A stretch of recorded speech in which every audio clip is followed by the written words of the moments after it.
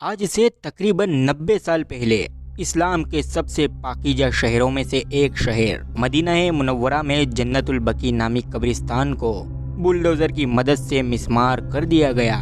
کیا یہ حرکت کرنے والے کسی دوسرے مذہب کے ماننے والے تھے؟ نہیں، بلکہ کلمہ گو تھے، اللہ اور اس کے رسول صلی اللہ علیہ وسلم پر ایمان رکھتے تھے اور مسلمان تھے۔ پھر ان مسلمانوں نے اسلام کی عظیم نشانی جنت البقیع کو کیسے مسمار کر دیا؟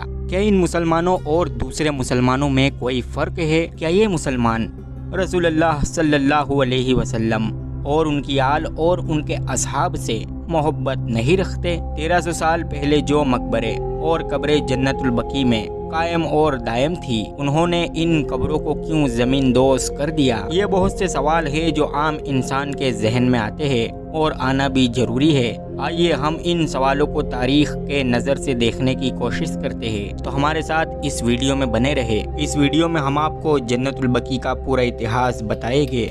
ویورز، جن لوگوں نے جنت البقیع کو مسمار کر دیا وہ آل سعود تھے اور اپنے آپ کو محمد بن عبد الوہاب کا ماننے والا تعبیر کرتے تھے، یعنی کہ یہ لوگ اپنے آپ کو عبد الوہاب کا ماننے والا کہتے تھے اور انہی کے سبب یہ لوگ وہابی کہلائے، یعنی کہ عبد الوہاب کو ماننے والے وہابی ہوئے۔ اب ذہن میں ایک سوال آتا ہے کہ یہ ابن وہاب کون ہے؟ آئیے ہم آپ کو بتاتے ہیں۔ سن 1730 میں جنم لینے والے محمد بن عبد الوہاب نے اسلام کا ایک نیا نظریہ پیش کیا۔ وہاب نے اسلام کے ایک نئے نظریے کی بنیاد رکھی اور جو لوگ بھی اس عقیدے کو نہیں مانتے انہیں یہ لوگ کافر گھوشت کر کے ان کا قتل عام کر دیا کرتے تھے۔ اب یہاں پر ایک اور سوال اٹھتا ہے کہ عبد الوہاب کا نظریہ کیا تھا؟ محمد بن عبد الوہاب ابن تیمیہ کے ماننے والوں میں سے تھا، لیکن اس نے ابن تیمیہ کے نظریے کو کٹر طریقے سے لوگوں پر تھوپنے کا کام شروع کر دیا اور یہ سنی فکر کے حملی مسلک سے تھا۔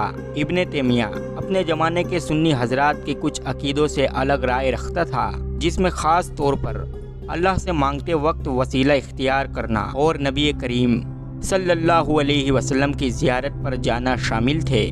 یہ عقیدے تیمیہ کے تھے، لیکن ابن تیمیہ نے کبھی کسی پر اپنے اس عقیدے کے نہ ماننے کی بنا پر کسی پر کفر کا فتویٰ نہیں دیا۔ البتہ ابن وہاب نے ابن تیمیہ کے انہی عقیدے سے آگے بڑھتے ہوئے انہیں نئے طریقے سے پیش کیا، لیکن حکومتی مدد نہ ملنے کی بنا پر یہ بات وہاب لوگوں میں پھیلا نہ سکا۔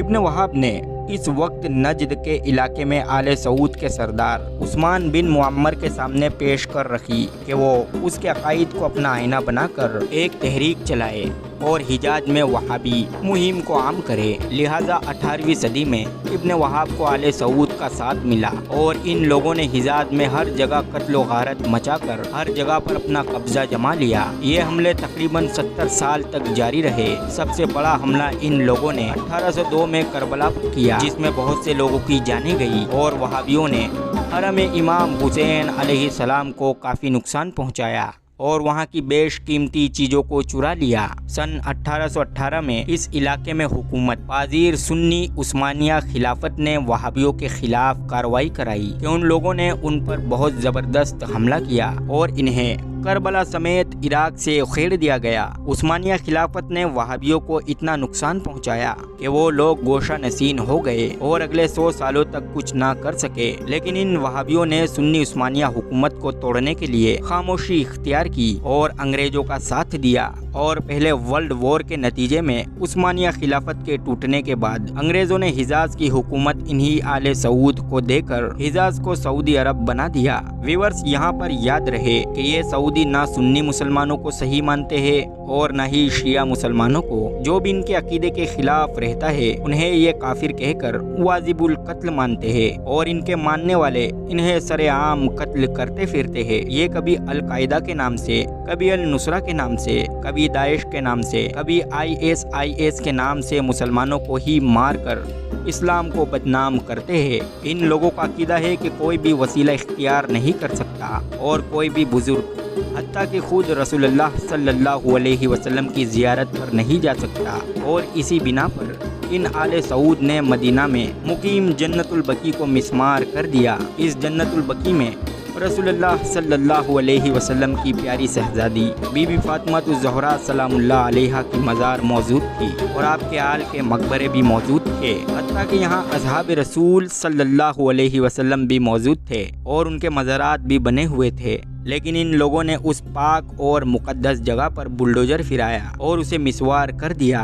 इन आले सऊद ने दुनिया के तमाम मुसलमानों के जज्बात का ख्याल न रखते हुए मक्का और मदीना के तमाम इस्लामिया निशानियों को नस्तो नाबूद कर दिया। आज से 90 साल पहले तक मक्का और मदीना में वो घर और वो गलियां मौजूद हुआ करती थी जहां रसूलुल्लाह सल्लल्लाहु अलैहि वसल्लम ने अपनी ज़िंदगी गुजारी और इस्लाम की तबलीग की। लेकिन आज उन सब निशानियों की जगह होटल और सऊदी महल बने हुए हैं। आने वाली नस्लें हमसे सवाल करेगी कि इस्लाम की कोई निशानी बाकी भी है या फिर नहीं।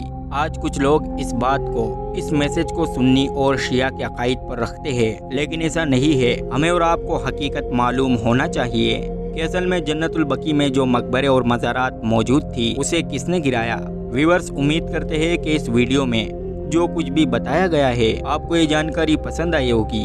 आप तमाम लोगों से गुजारिश है कि इस पर आवाज़ उठाए और इस वीडियो को ज़्यादा से ज़्यादा शेयर करें और कमेंट में अल्लाहु अकबर ज़रूर लिखें।